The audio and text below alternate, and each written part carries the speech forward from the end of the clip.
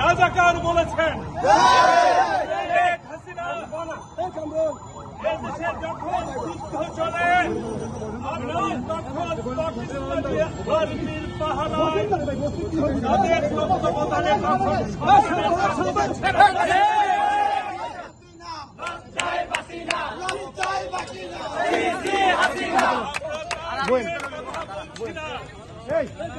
আমরা সেখানে কথা বলছি না।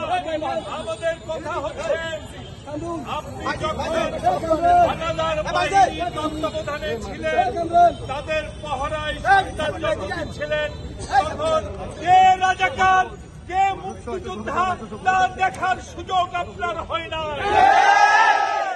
আপনি কাউকে রাজাকার বলার কোন অধিকার রাখেন না।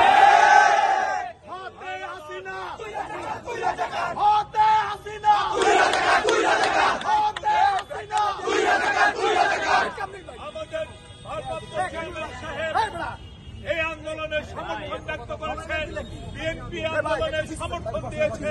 সুতরাং আমরা এই আন্দোলনে আমাদের ছাত্র ভাইদের সাথে আছি।